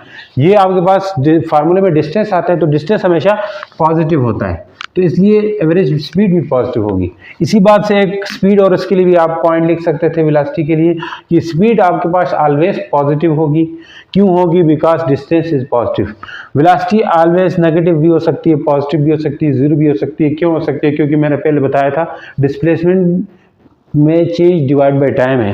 वेलोसिटी जो है ना डिस्प्लेसमेंट में चेंज है। इस तरह सिंबल होता है डिस्प्लेसमेंट का, डी के ऊपर वेक्टर लिखते हैं। डिस्प्लेसमेंट में जो चेंज आ रहा है टाइम के लिहाज से, तो डिस्प्लेसमेंट में चेंज क्या आ सकता है?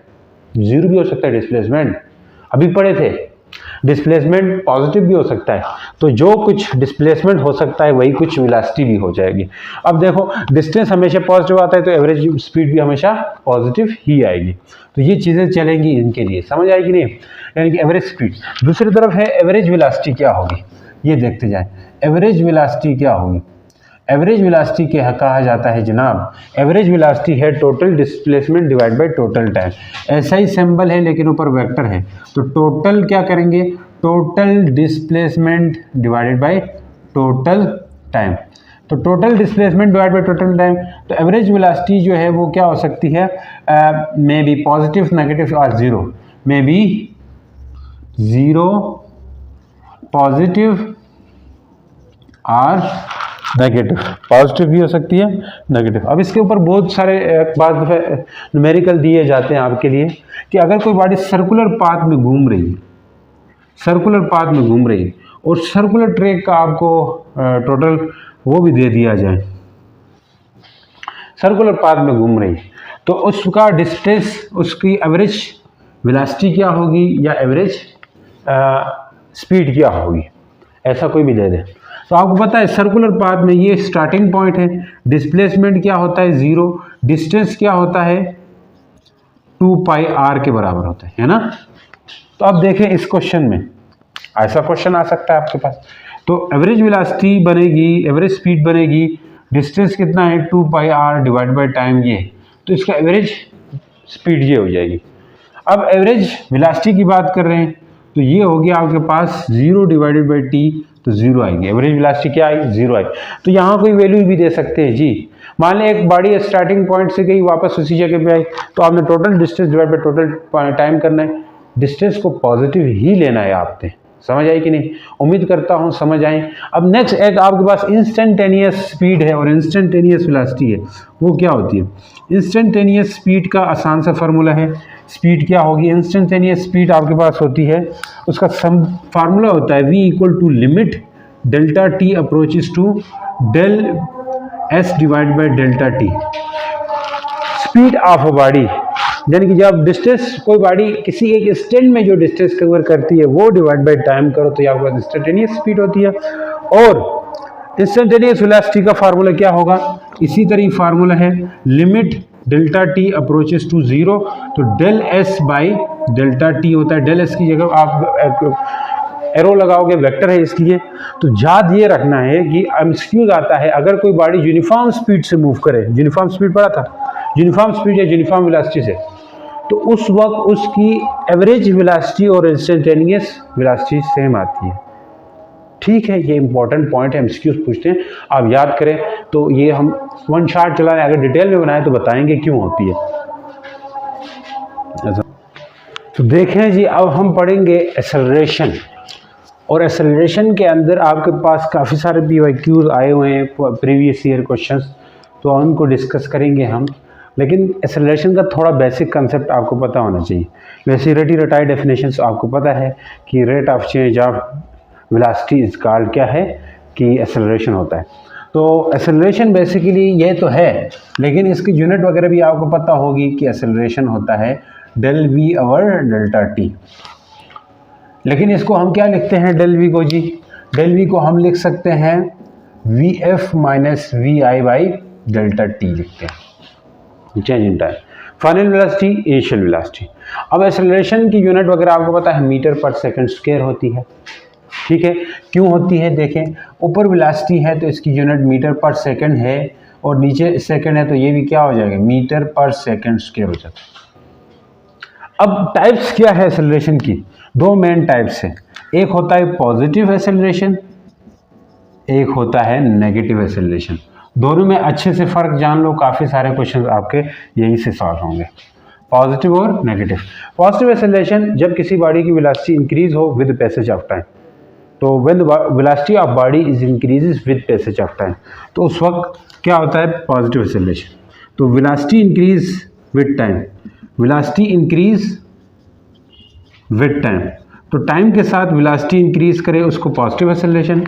Velocity decrease with time, velocity क्या करती है जी, डिक्रीजेस विद टाइम, टाइम के साथ डिक्रीज करे तो वो नेगेटिव है। आई समझ। अब जरा देख लें वेलोसिटी इंक्रीज हो रही विद टाइम, तो वेलोसिटी और एक्सेलरेशन में ये देखा गया है, एक्सेलरेशन एक वेक्टर है, तो वेक्टर की डायरेक्शन वही होगी जिस डायरेक्शन में चेंज आ रहा हो वेलोसिटी में। वेलोसिटी इंक्रीज हो रही है तो इसका मतलब है कि डायरेक्शन ऑफ वेलोसिटी और एक्सेलरेशन सेम होगा। मान लें अगर कोई बॉडी है, ये आगे की तरफ मूव कर रही है 5 मीटर पर सेकंड से, आगे चल के इसकी वेलोसिटी जो है वो 6 मीटर पर सेकंड हो रही है, मतलब इंक्रीज हो रही है वेलोसिटी। यहाँ वेलोसिटी क्या हो रही है भैया, इंक्रीज हो रही है, तो वेलोसिटी इंक्रीज हो रही है, दैट मीन कि एक्सेलरेशन भी फॉरवर्ड होगा। एक्सेलरेशन किस तरफ होगा, फॉरवर्ड होगा। अगर वेलोसिटी इंक्रीज हो विद टाइम तो एक्सेलरेशन क्या होगा, acceleration will in direction of velocity, direction of velocity होगा। बात समझ आई? यहाँ पे एक्सेलरेशन जो है ना वेलोसिटी की डायरेक्शन में होगा, वेलोसिटी आगे चेंज हो रही है तो वेलोसिटी की डायरेक्शन में ही होगा।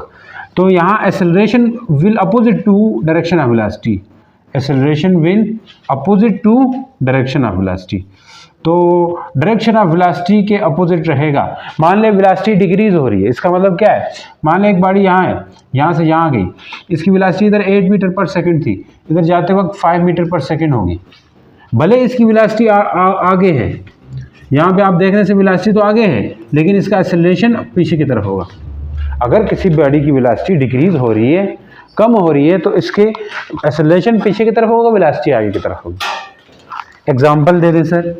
एग्जाम्पल देखो, जब कोई बस स्टार्ट करती है अपने बस स्टैंड से, ठीक है जी, व्हेन अ बस मूव फ्रॉम बस स्टैंड, बस moves from bus stand, bus stand से बस मूव करे तो उसका उसमें जो एक्सेलरेशन होता है वो पॉजिटिव एक्सेलरेशन होता है, क्योंकि बस स्टैंड से जब वो स्टार्ट करेगा तो उसकी वेलोसिटी बढ़ती जाती है, इंक्रीज होती जाती है, इसलिए उसका एक्सेलरेशन क्या होगा, पॉजिटिव होगा। तो ये आप एक्सप्लेन कर दें। तो यहाँ पे क्या है, bus stop at bus stand, हाँ बस स्टैंड में अगर बस स्टॉप करे तो स्टॉप करने से पहले वो थोड़ा स्लो होते होते स्टॉप करता है, तो उस वक्त उसमें नेगेटिव एक्सेलरेशन होता है। समझ आ गई? तो देखें PYQs की तरफ आ जाएं, differentiate between positive and negative acceleration, तो हमने कर दिया डिफरेंशिएट। नेक्स्ट आ जाए, explain a situation when a car is moving towards north but its acceleration is towards south. तो सिचुएशन एक्सप्लेन करनी है जिसमें हमारे पास कार का जो एक्सेलरेशन है वो टुवर्ड्स नॉर्थ रहे। Situation the car is moving towards north, north की तरफ कार मूव कर रही है, but its acceleration is towards south. तो अब मान ले कोई बॉडी मूव कर रही है नॉर्थ की तरफ, लेकिन उसका एक्सेलरेशन साउथ की तरफ हो, क्या ये हो सकता है? Yes, when a car is moving towards north and it becomes slow down हो जाए। आंसर लिखो जरा। देखो नॉर्थ की तरफ जाएगी और अब वो उसका एक्सेलरेशन हमने साउथ की तरफ रखना है, साउथ की तरफ रखना है, तो क्या होगा, मान ले इस तरफ नॉर्थ है, इसका वैसे ऊपर की तरफ लिखते हैं बोर्ड में, इधर नॉर्थ है इधर साउथ है, तो नॉर्थ की तरफ जाते वक्त इसकी ये स्लो डाउन हुआ, स्लो क्या हो गया, स्लो डाउन हो गया। स्लो डाउन हुआ तो वेलोसिटी तो आगे की तरफ होगी। देखो नेगेटिव एक्सेलरेशन में तो स्लो डाउन होती थी बॉडी, वेलोसिटी आगे रहती थी, एक्सेलरेशन पीछे रहता था। तो स्लो डाउन होगी तो वेलोसिटी तो आगे है, लेकिन इसका एक्सेलरेशन बैकवर्ड होगा, यानी कि साउथ की तरफ होगा। तो इसका अंग्रेजी कैसे बनाएंगे? Consider a car moving towards north and it becomes slow down, then its velocity will be in the north direction towards north, but its acceleration will be towards south because due to negative acceleration। Click हो गया आपको? ठीक है sir. Next आ जाओ, when a car is moving with, next PYQ क्या है, when a car is moving with velocity। कोई question भी आते हैं इसके ऊपर। अब ये फार्मूला हमने पढ़ा है एक्सेलरेशन का, क्या है, VF minus VI divided by delta T है। अगर T भी खोलना पड़े तो खोल लो, TF माइनस TI होगा। अब देखें, कार मूव कर रही विद वेलोसिटी 40 मीटर पर सेकंड, इसकी वेलोसिटी कितनी है, 40 मीटर पर सेकंड। अब मुझे नहीं पता ये इनिशियल है फाइनल है, स्लो डाउन हो गई मतलब ये इनिशियल है, यूनिफॉर्मली टू 20 मीटर स्क्वायर, यानी कि 40 VI से VF कितना हो गया, स्लो डाउन होके 20 होगी, 40 से 20 पे आ गई है। अगर नेगेटिव एक्सेलरेशन की बात चल रही है, ठीक है, इन 4 सेकंड। टाइम कितना लिया, अब यहाँ एक ही टाइम दिया है तो इसको आप डेल्टी ले लो, 4 सेकंड है। Find retardation. देखो नेगेटिव एक्सेलरेशन का दूसरा नाम क्या है, रिटार्डेशन भी है या डीसेलरेशन भी कहा जाता है, ये आपके एमसीक्यूज के लिए पूछा जाता है, तो ऐसे एमसीक्यूज कर लेना। तो एक्सेलरेशन इक्वल होता है VF minus VI by delta T। देखो VF क्या है, VF आपके पास दिया हुआ है 20, 20 माइनस क्या करोगे, देखो ध्यान से, 20 माइनस इंटू -40 हो जाएगा ना, 20 माइनस 40 डिवाइडेड बाई 4, तो एक्सेलरेशन आएगा 20 minus 40 minus 20 by 4, 4 5 20, acceleration equal to -5 metre per second square. तो ये आपका PYQ हो गया KDS खत्म। नेक्स्ट आपके पास मोस्ट इंपॉर्टेंट टॉपिक जनाब, अब हम शुरू कर रहे हैं मोशन ड्यू टू ग्रेविटी। तो ये देखा गया है कि ऑल फ्रीली फॉलिंग ऑब्जेक्ट्स होंगे, तमाम जो फ्रीली फॉलिंग ऑब्जेक्ट्स होंगे उन सब का एक सेम एक्सेलरेशन रहता है, जिसे हम एक्सेलरेशन ड्यू टू ग्रेविटी कहते हैं। तो ऑल फ्रीली फॉलिंग ऑब्जेक्ट, जो फ्रीली फॉलिंग ऑब्जेक्ट्स हैं, कोई भी चीज़ ऊपर गिर रही है, उनका क्या होता है, एक्सेलरेशन ड्यू टू ग्रेविटी होता है। क्यों होता है? Due to gravity. तो वो जो एक्सेलरेशन ड्यू टू ग्रेविटी है वो basically motion due to gravity है, वो मोशन ग्रेविटी की वजह से होता है। तो ग्रेविटी सब बॉडी पे इक्वली लगती है। तो ग्रेविटी यानी कि मोशन ड्यू टू ग्रेविटी है वो इंडिपेंडेंट है मास के। किसके? एक्सेलरेशन ड्यू टू ग्रेविटी किस चीज़ के इंडिपेंडेंट है? Independent of mass of body, कि बॉडी के मास पे डिपेंड नहीं करता, मास ऑफ बॉडी। तो ये आप आगे चैप्टर में पढ़ेंगे डायनेमिक्स में, वहाँ पे ये एक्चुअल में डिपेंड नहीं करता। समझ आई कि नहीं? इंडिपेंडेंट है मास ऑफ बॉडी के। अब इसकी एक खास डायरेक्शन है। एक्सेलरेशन ड्यू टू ग्रेविटी का कितना होता है? 9.8 मीटर पर सेकेंड SI के हिसाब से। अगर आप फुट वाले उससे लिखेंगे तो 32.2 फीट पर सेकेंड स्क्वायर। ये भी है, बाद में एमसीक्यूज में पूछा जाता है कि एक्सेलरेशन ड्यू टू ग्रेविटी की वैल्यू ये है या ये है, तो बाद यही टिक करके आते हैं, ये दोनों हो सकती है। अच्छा, तो एमसीक्यूज में पूछे जाते हैं, तो इसलिए मैंने आपको बताया। अब ये एक्सेलरेशन ड्यू टू ग्रेविटी है, इसके कुछ साइन कन्वेंशंस है। बाद बुक्स जो है ना इसको ऐसा लेती हैं कि हमेशा नेगेटिव लेते हैं।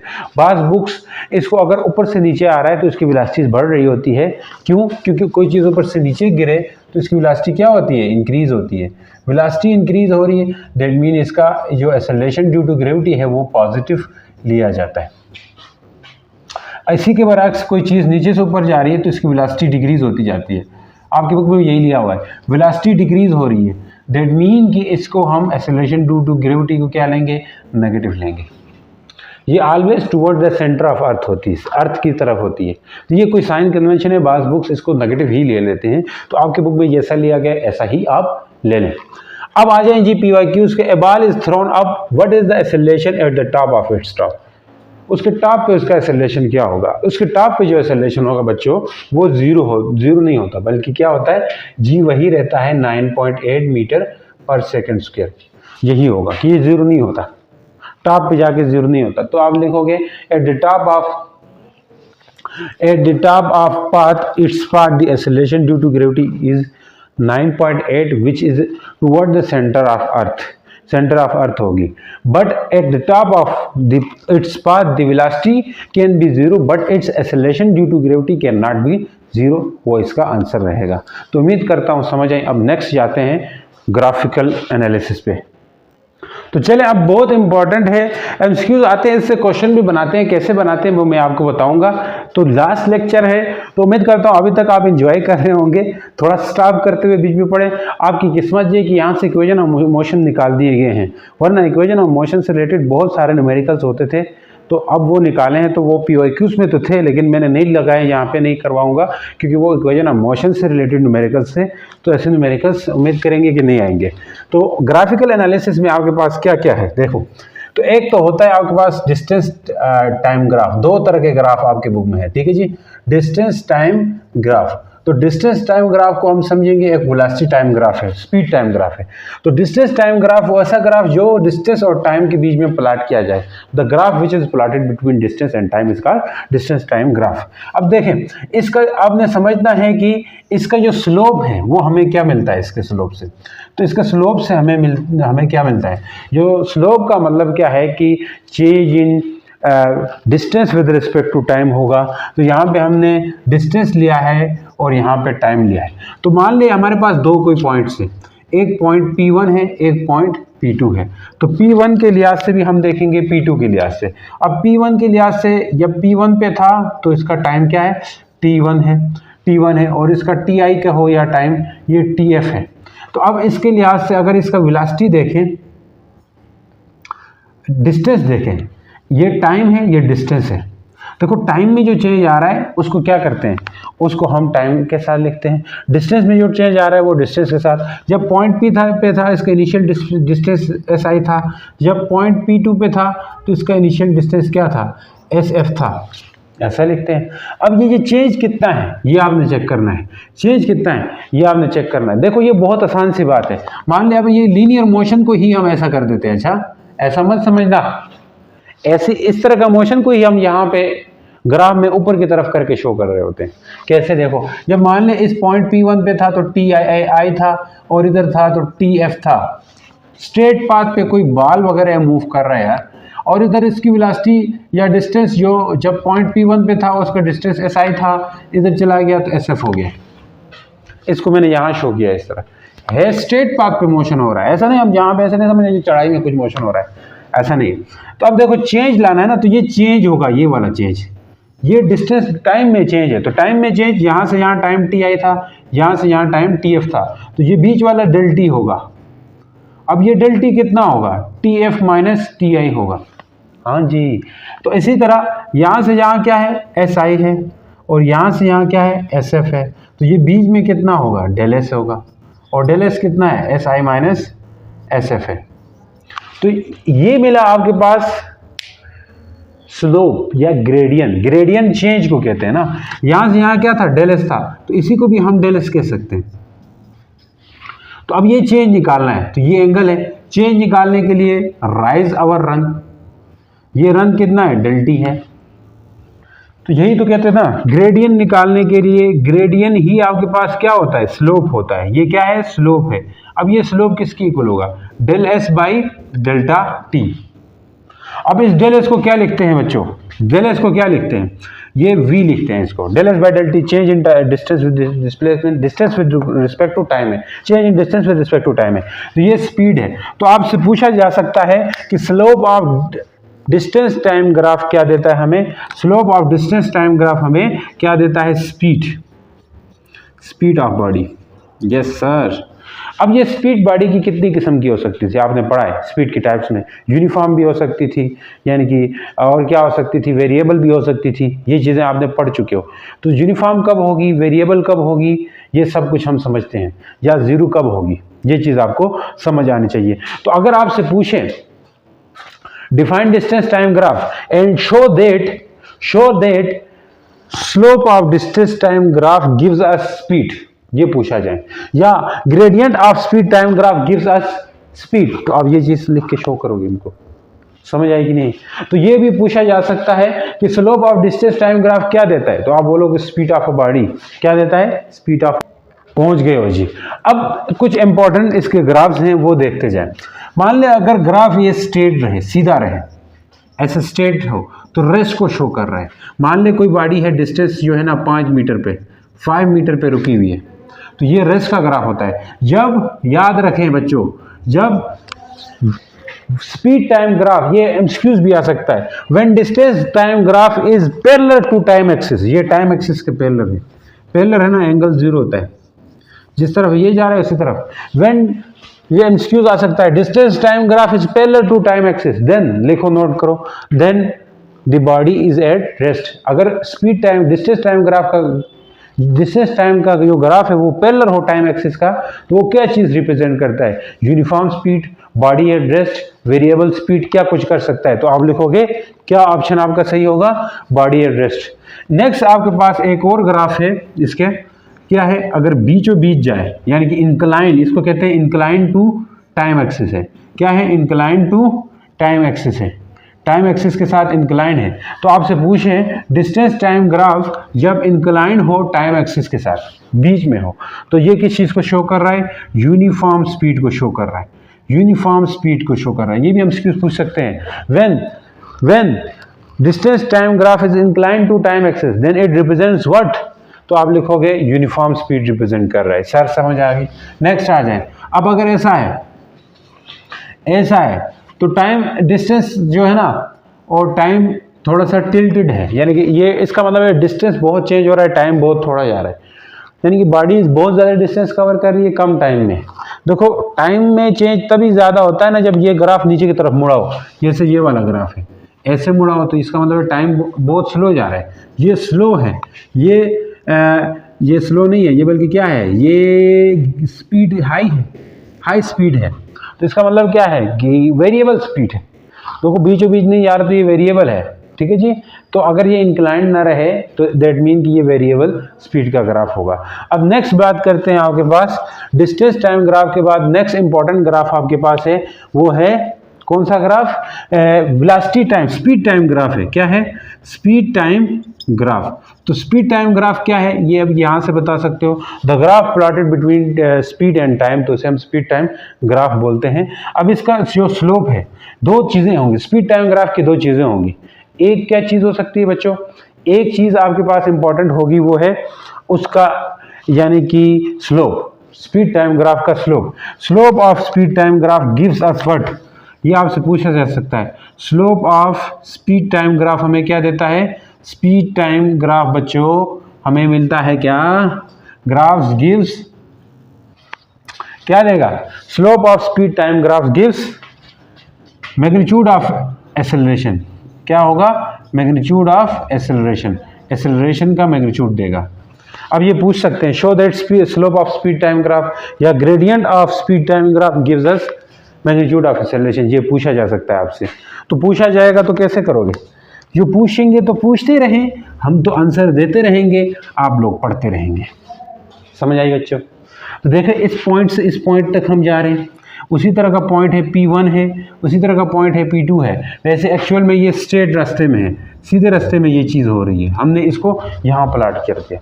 अब मान ले P1 पे था, उसका टाइम क्या था, उसका टाइम Ti था। इस पे था तो इसका टाइम क्या होगा बच्चों, इसका टाइम क्या होगा बच्चों, इसका टाइम होगा Tf। तो इसका टाइम इधर से इधर क्या होगा Si, इसका टाइम क्या होगा Sf होगा, ऐसा है। तो इधर से इधर डेल T होगा, इधर से इधर ये चेंज क्या होगा डेल V होगा। हाँ ये Vi है, डिस्टेंस टाइम ग्राफ वाली बात मत समझना, Vf होगा ये, समझ आई। अब ये स्लोप निकालना है तो ग्रेडियंट या स्लोप इक्वल टू यहाँ से करोगे उसी तरह का है, ये चीज समझ आई, ये भी समझ आएगा। तो ये है डेल वी बाई ये है डेल टी करोगे और यही एक्सेलरेशन है, लेकिन इसका मैग्नीट्यूड है। क्यों मैग्नीट्यूड में आए, क्योंकि स्पीड है तो डायरेक्शन नहीं होगी ना। अब एक्सेलरेशन के बाद भी डायरेक्शन और मैग्नीट्यूड होता है, तो एक्सेलरेशन का सिर्फ मैग्नीट्यूड इससे मिलता है। तो इसी को क्या लिख सकते हैं, Vf minus Vi Tf minus Ti। तो ये एक्सेलरेशन का मैग्नीट्यूड आपको देता है। शो करना है तो इस तरह शो कर दो, थोड़ी अंग्रेजी लिख दो, यहाँ नीचे आप लिख सकते हो इनिशियल टाइम है, ये फाइनल टाइम है, ये वो बला बला बला बला बला करके लिख देना है आपने, समझ आई। तो आपसे ये चीज़ पूछी जा सकती है तो आपने इस तरह आंसर कर देना है। नेक्स्ट आ जाओ बच्चों कि इससे रिलेटेड कुछ ग्राफ्स हैं, वो इम्पॉर्टेंट है कि ग्राफ्स ऐसे होंगे जो आपके लिए बहुत हानिकारक हो सकते हैं, नहीं इंपॉर्टेंट हो सकते हैं। हानिकारक किधर से मेरे बच्चों, प्यारे बच्चों, तो इसके ग्राफ्स आपसे पूछे जाते हैं तो वो ग्राफ्स आपसे करने हैं मैंने डिस्कस। देखो अगर कोई ग्राफ ऐसा हो बिल्कुल टाइम के ऊपर हो, टाइम ये टाइम है, यहाँ पे वेलोसिटी है, तो टाइम के ऊपर ग्राफ कैसे हो सकता है, ऐसे टाइम के ऊपर ग्राफ होगा, बिल्कुल एक्सिस के साथ ही साथ जाएगा। तो ये टाइम के साथ ग्राफ है, तो यहाँ पे एस जो है वो क्या है, एस टाइम है। टाइम के बाद इसका मतलब ये है कि अगर ये बिल्कुल टाइम एक्सिस के साथ हो, ये रेस्ट को शो करता है, बच्चों, ये रेस्ट को शो है। अगर बिल्कुल टाइम के ऊपर ये ग्राफ बना दिया तो रेस्ट के लिए होगा। नेक्स्ट आपके पास ग्राफ ऐसे दे सकते हैं, वो आप देख लें। अब वहां पे जो ग्राफ है, एक यहाँ पे देखो यूनिफॉर्म एक्सेलरेशन, देखो इससे हमें क्या मिलता है, वेलोसिटी टाइम से, स्पीड टाइम से एक्सेलरेशन नहीं ना, एक्सेलरेशन का मैग्नीट्यूड होता है, क्योंकि स्पीड टाइम है तो एक्सेलरेशन का मैग्नीट्यूड। वेलोसिटी टाइम होगा तो क्या होगा, वेलोसिटी टाइम होगा तो वो एक्सेलरेशन पूरा ही आएगा। अब मैंने कहा ऐसा कोई लाइन है, कैसी लाइन है, ऐसे बीचों बीच है। इसका मतलब क्या है, ये जान लो आप। ओए होए पाँव के नीचे आगे चल बेटे, रुको जा। अच्छा बच्चों समझ आई ये किस चीज़ का ग्राफ है। अब अगर ऐसे कांस्टेंट है, ये कांस्टेंट किस चीज़ का ग्राफ है, कांस्टेंट एक्सेलरेशन, कि एक्सेलरेशन कांस्टेंट है, एक्सेलरेशन कांस्टेंट है, यानी कि यूनिफॉर्म उसका ग्राफ है, एक्सेलरेशन बढ़ नहीं रहा, एक्सेलरेशन फिक्स है। समझ आएगी नहीं, एक्सेलरेशन फिक्स है, इस चीज़ का ग्राफ है ये। नेक्स्ट आप आ जाओ जनाब, ऐसे आ जाए कांस्टेंट मोशन का, कांस्टेंट स्पीड का तो हो गया। अब इंक्रीजिंग स्पीड का ग्राफ है, ये कांस्टेंट या यूनिफॉर्म क्या लिख सकते हो बच्चों, यूनिफॉर्म स्पीड का ग्राफ है ये एक तरह से। अगर ऐसे है तो इंक्रीजिंग स्पीड है, इंक्रीजिंग स्पीड है तो मतलब एक्सेलरेशन, बॉडी इज एक्सेलरेटिंग, यहाँ पे बॉडी क्या कर रही है, एक्सेलरेट कर रही है। डिसेलरेट के लिए कैसे होगा, एक्सेलरेट है तो एक्सेलरेट क्या ग्राफ है ये, इंक्रीजिंग स्पीड का ग्राफ है, तो ये मतलब है इसका। अगर कोई ग्राफ ऐसे ऊपर से नीचे आ जाए तो यहाँ पे स्पीड डिक्रीज हो रही है, v डिक्रीज हो रहा है, टाइम तो बढ़ रहा है, यहाँ v है ये टाइम है, डिक्रीजिंग स्पीड है बच्चों, क्या है, डिक्रीजिंग स्पीड का ग्राफ है कि वेलोसिटी कम हो रही है। ऐसे आ जाए, ऐसे आ जाए, लाइन नीचे की तरफ आ जाए, लाइन ऊपर की तरफ जाए तो ये क्या होगा, इंक्रीजिंग स्पीड, नीचे की तरफ आए डिक्रीजिंग स्पीड। समझ आए। तो अपने बोर्ड की प्रिपरेशन आपने दिल लगा के पढ़ाई करनी है और टाइम दे दें आप। अब अगर ये लेक्चर्स हैं ये आपके लिए बहुत हेल्पफुल रहेंगे आपके लिए। इन लेक्चर्स के अंदर हम अपने पुराने क्वेश्चंस यहाँ पे आपको करवाए हैं, साथ ही साथ आपको PYQs करवा रहा हूँ मैं, वो आपके लिए बहुत इंपॉर्टेंट रहेंगे। इनको आप करें तो इससे फ़ायदा आपको बहुत अहम होने वाला है। तो बोर्ड की प्रिपरेशन अच्छी चलेगी और पूरा का पूरा लेक्चर, पूरा का पूरा चैप्टर आपको एक ही वीडियो के अंदर देखने को मिलेगा। और इस वीडियोस के अंदर, इन वीडियो का फ़ायदा उठाते हुए आप अपनी प्रिपरेशन को बेस्ट से बेस्ट बना सकते हो, अपनी प्रिपरेशन को अच्छे से अच्छी कर सकते हो। अब इस दफ़ा आपको एक एक नहीं बल्कि 4 सब्जेक्ट जो साइंसेस सब्जेक्ट्स हैं उनके लेक्चर्स आपको मिलेंगे और उन सब को आपने अच्छे से ग्रैब करना है और अच्छे से पढ़ाई करते रहना है। तो मिलते हैं जी, अब आगे चलते हैं। डिक्रीजिंग स्पीड का ग्राफ समझ आया। अब यही चीज़ आपके लिए हो सकती है एक और जगह पे, फ्री फॉल मोशन का ग्राफ, इसमें भी आता है। फ्री फॉल में क्या होता है, पहले वेलोसिटी डिक्रीज होती है, ऊपर नीचे से ऊपर जाते क्या होती है, डिक्रीज, डिक्रीजिंग स्पीड है तो नीचे आ जाएगा, आके यहाँ पे जीरो हो जाती है, क्योंकि जब भी टाइम एक्सिस के साथ टच करता है तो क्या होता है, जीरो। यहाँ पे हम बोला है टाइम एक्सिस के साथ, फिर इसके बाद ऊपर जाके जीरो हो जाता है, फिर वापस नीचे आएगा तो बढ़ती जाएगी। तो ये आपके पास ग्राफ बनता है किसका, फ्री फॉल का। तो ये मैंने बात की है स्पीड टाइम ग्राफ का। स्लोप कहाँ के लिए, स्लोप की बात की है। अब जरा ये स्पीड टाइम ग्राफ है, एक और इम्पॉर्टेंट चीज़ हमें दे जाता है, वो क्या है बच्चों, area under speed time graph. तो ये एमसीक्यूज आपसे पूछा जा सकता है। Area under speed time graph हमें distance covered by a body, यानी बॉडी ने जो डिस्टेंस कवर्ड किया है उसका वो हमें देता है, area under the speed time graph. तो देखो क्या है, area under speed time graph, area under speed time graph, ये आपसे पूछ भी सकते हैं, बहुत अहम है। तो स्पीड टाइम ग्राफ के नीचे एरिया जो होता है वो आपको क्या देगा, देखें अगर ये स्पीड है, ये टाइम है, ऐसी कोई बॉडी है यहाँ से चली है यहाँ तक गई, ए से बी गई है, आई समझ। तो ए से बी जाते हुए इसने कुछ न कुछ डिस्टेंस कवर किया, टाइम 4 सेकंड ले लिया, ऊपर जाते जाएं 2 3 4 5 है, तो ये 5 तक गई है। और इसका जरा वो देखना है, एरिया कितना डिस्टेंस इसने कवर किया है वो चेक करना है। तो ये ग्राफ है ए से बी, तो ये एरिया अंडर द कर्व होगा, डिस्टेंस स्पीड टाइम ग्राफ। अब ये एरिया किस चीज़ का है, ट्राइंगल है कोई, तो आप वो जो नीचे, अब देखो बाज़ दफ़ा स्क्वायर भी बनेगी, बाज़ दफ़ा रेक्टेंगल भी बनेगी, तो जो एरिया नीचे आ रहा है उस एरिया को कैलकुलेट करो। अब एरिया नीचे हमेशा आपके कोर्स के हिसाब से या तो ट्राइंगल बनेगी या रेक्टेंगल या स्क्वायर बनेगी। तो ट्राइंगल का फार्मूला निकालने के लिए 1/2 लेंथ मल्टीप्लाई बाई ब्रेथ करेंगे, स्क्वायर का खाली लेंथ मल्टीप्लाई बाई ब्रेथ करेंगे, रेक्टेंगल का भी लेंथ मल्टीप्लाई बाई ब्रेथ करेंगे। तो यहाँ पे इसका एरिया निकालना है, वही डिस्टेंस होगा। डिस्टेंस किस चीज़ के इक्वल आएगा, डिस्टेंस इक्वल आएगा एरिया के, और एरिया होता है 1/2 लेंथ मल्टीप्लाई बाई ब्रेथ। 1/2 है, लेंथ कितनी है बताओ, यहाँ से यहाँ लेंथ समझो 4 है, ऊपर ब्रेथ कितनी है 5 है, तो 2 2 4, तो 2 × 5 यानी कि 10 मीटर डिस्टेंस कवर कर लिया। इस तरह आपसे पूछ सकते हैं कि show that area under speed time graph gives us distance, तो आप ऐसे एक एग्जांपल लिख के प्रूफ दे सकते हो उनको। तो ऐसी चीज़ें आपने दे देनी है क्योंकि ये इम्पॉर्टेंट है। बाज़ दफ़ा आपके पास ग्राफ ऐसा भी हो सकता है, लंबा सा भी होगा, आपके बुक में बनी हुई एग्जाम्पल, तो ऐसे ग्राफ होगा, फिर ऐसे होगा, फिर नीचे की तरफ दिया होगा। तो ऐसी सिचुएशन में पहले ये ग्राफ, फिर ये, तो अलग अलग एरिया निकालना है। एरिया A1 निकालोगे, फिर A2 निकालोगे, फिर A3 निकालोगे। पहले इसके लिए डिस्टेंस निकालने के लिए इसका एरिया क्या है, ट्राइंगल है, तो लेंथ मल्टीप्लाई ब्रेथ करोगे, प्लस इसका एरिया करने के लिए खाली लेंथ ब्रेथ करोगे, प्लस इसका एरिया ट्राइंगल है तो 1 मल्टीप्लाई लेंथ मल्टीप्लाई ब्रेथ करोगे।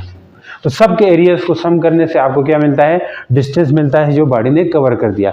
उम्मीद करता हूं समझ आए। मिलते हैं नेक्स्ट वन शॉट के साथ, तब तक के लिए गुड बाय, अल्लाह हाफिज।